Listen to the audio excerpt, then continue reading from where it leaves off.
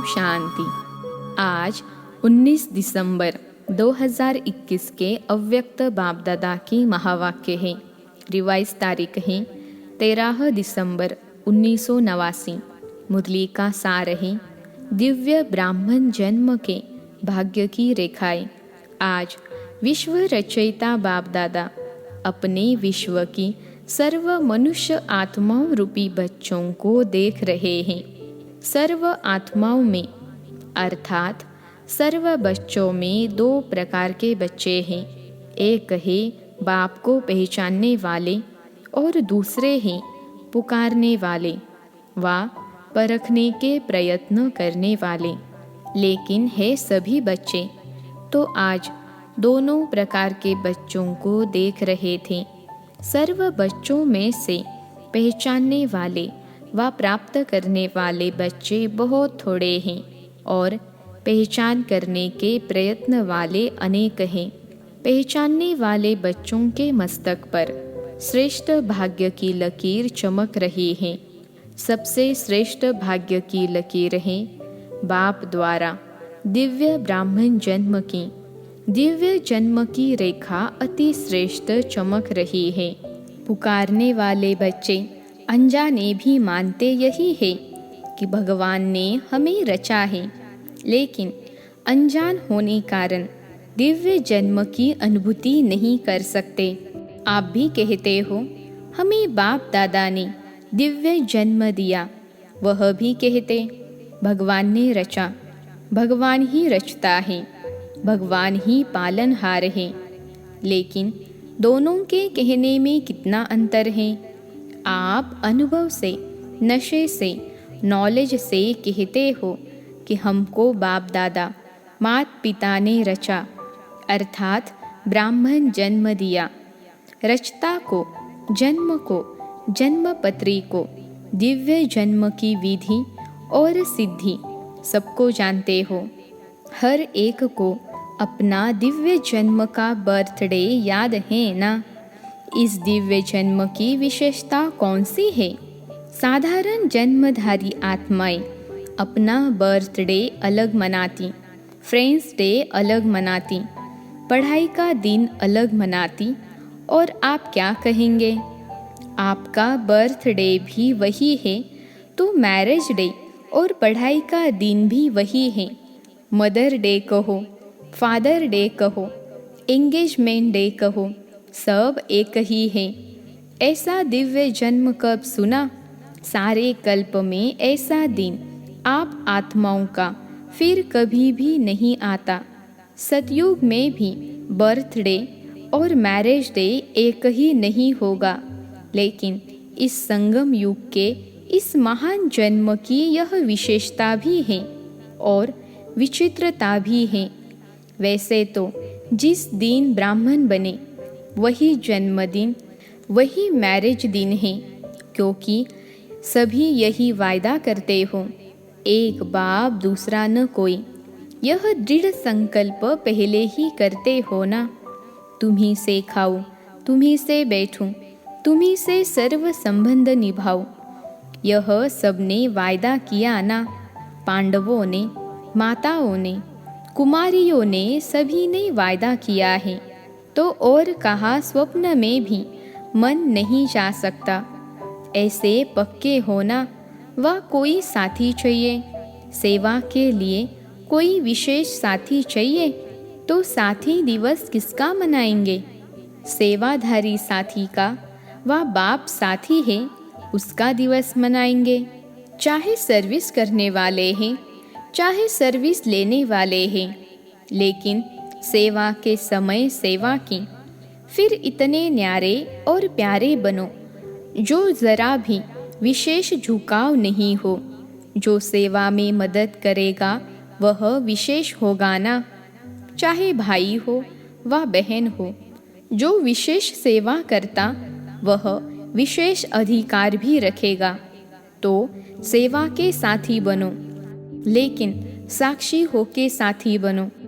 साक्षीपन भूल जाता है तो सिर्फ साथी बनने में बाप भूल जाता है। साक्षी बन पार्ट बजाने की प्रैक्टिस करो। हर बच्चे के मस्तक पर विशेष 4 भाग्य की लकीरें चमकती हैं।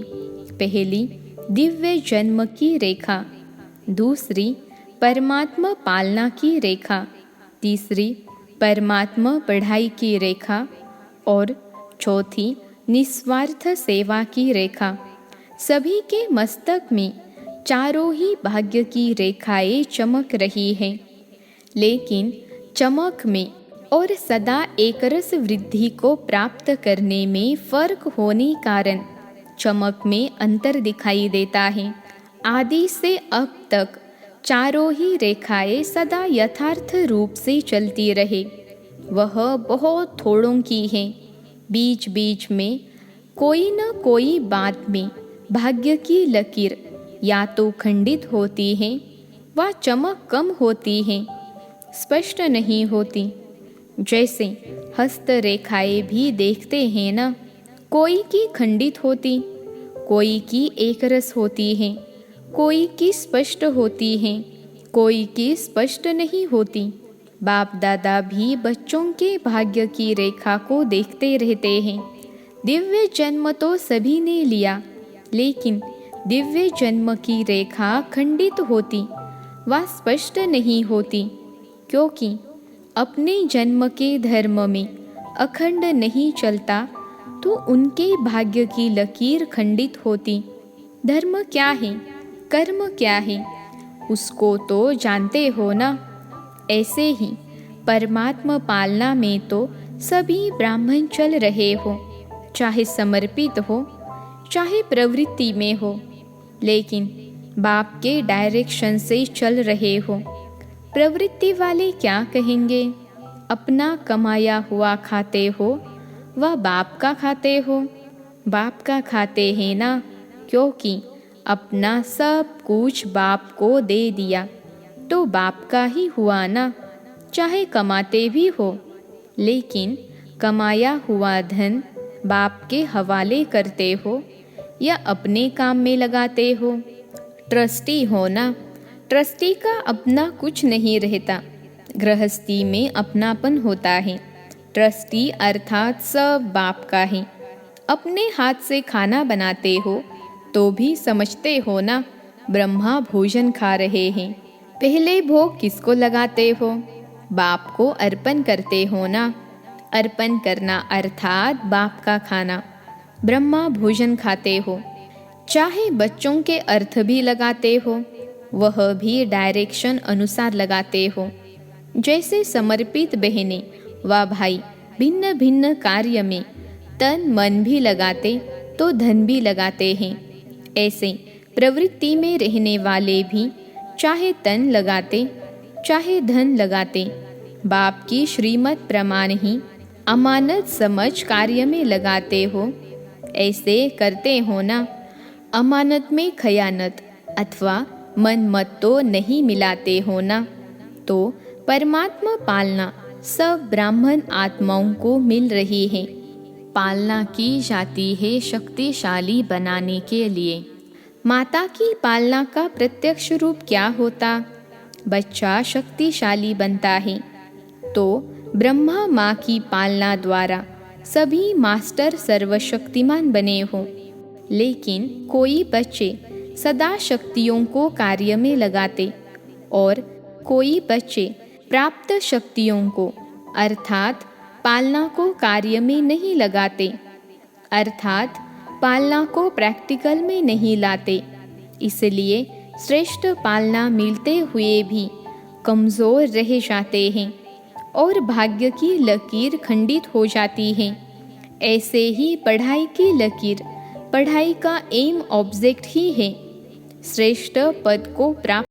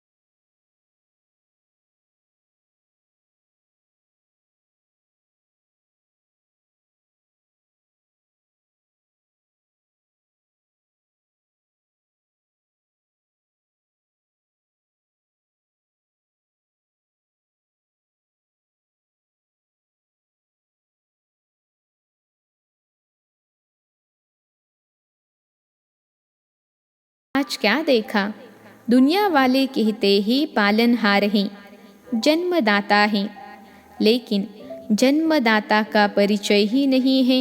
और आप नशे से कह सकते हो कि जन्मदाता परमात्मा कैसे हैं, पालनहार परमात्मा कैसे हैं। ब्रह्मा माँ की पालना भी मिल रही है और बाप के श्रेष्ठ मत पर योग्य आत्माएं बन गए। बाप बच्चे को योग्य बनाता है और माँ शक्तिशाली बनाती है। दोनों अनुभव है ना। अच्छा, गीता पाठशाला वाले ज़्यादा आए हैं। गीता पाठशाला वाले कौन हुए? गीता का ज्ञान सुनाने वाले हे अर्जुन हैं। अर्जुन समझकर गीता ज्ञान सुनते हो या अर्जुन दूसरा है? मैं अर्जुन हूँ, यह समझते हो? सदैव यह अनुभव करके सुनो, मैं अर्जुन हूँ, मुझे विशेष भगवान गीता का ज्ञान सुना रहा है। गीता पाठशाला वाले तो सबसे नंबर 1 निकल जाएंगे। इस विधि से सुनो तो आगे चले जाएंगे। टीचर्स को बिजी रहने के लिए गीता पाठशालाएँ अच्छी हैं। गीता पाठशाला चक्रवर्ती भी बनाती, बिजी भी रखती, वृद्धि भी अच्छी होती है, मेहनत कम लेते हैं, मददगार ज़्यादा बनते हैं। बलिहारी तो गीता पाठशाला वालों की है ना, इसलिए गांव वाले बाप को प्यारे लगते हैं। बड़े स्थानों पर माया भी बड़े रूप की आती है। गांव वालों को माया भी गांव वाली आती है, इसलिए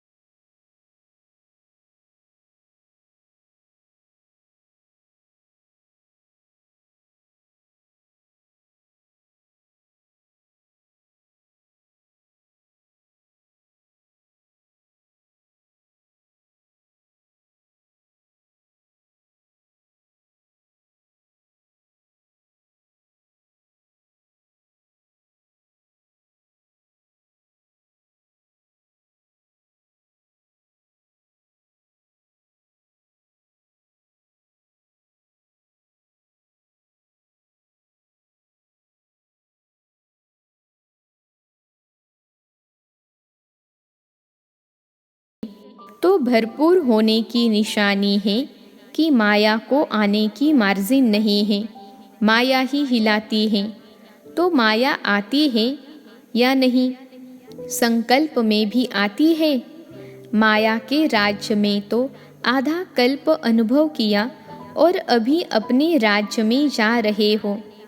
जब मायाजीत बनेंगे तब फिर अपना राज्य आएगा और मायाजीत बनने का सहज साधन सदा प्राप्तियों से भरपूर रहो। कोई एक भी प्राप्ति से वंचित नहीं रहो, सर्व प्राप्ति हो। ऐसे नहीं, यह तो है एक बात नहीं तो कोई हर्जा नहीं। अगर जरा भी कमी होगी तो माया छोड़ेगी नहीं, उसी जगह से हिलाएगी। तो माया को आने की मार्जिन ही न हो। आ गई फिर भगाओ तो उसमें टाइम जाता है। तो मायाजीत बने हो यह नहीं सोचो 2 वर्ष या 3 वर्ष हो जाएंगे। ब्राह्मणों के लिए स्लोगन है, अब नहीं तो कब नहीं। अब समय की रफ्तार के प्रमाण कोई भी समय कुछ भी हो सकता है, इसलिए तीव्र पुरुषार्थी बनो। अच्छा, आज का वरदान है, समय और संकल्प सहित अपने सर्व खजानों को विल करने वाले मोहजीत भव। समय और संकल्प सहित अपने सर्व खजानों को विल करने वाले मोहजीत भव। विश्लेषण है, जैसे बच्चे को सब कुछ विल किया जाता है, ऐसे आप लोग भी बाप को अपना वारिस बनाकर सब कुछ विल कर दो तो विल पावर आ जाएगी। इस विल पावर से मोह स्वतः नष्ट हो जाएगा।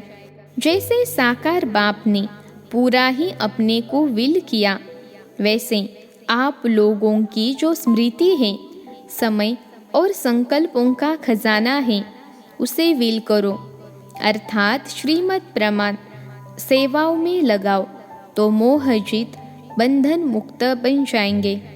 आज का स्लोगन है, 1-2 का स्नेही बनने के लिए सरलता और सहनशीलता का गुण धारण करो। 1-2 का स्नेही बनने के लिए सरलता और सहनशीलता का गुण धारण करो। सूचना है, आज मास का 3रा रविवार अंतर्राष्ट्रीय योग दिवस है। बाबा के सभी बच्चे सायंकाल 6:30 से 7:30 बजे तक विशेष अपने रहमदिल दाता स्वरूप संपूर्ण पवित्र स्वरूप में स्थित हो सर्व आत्माओं को पवित्रता, सुख, शांति की अंजलि देने की सेवा करें। अच्छा, ओम शांति।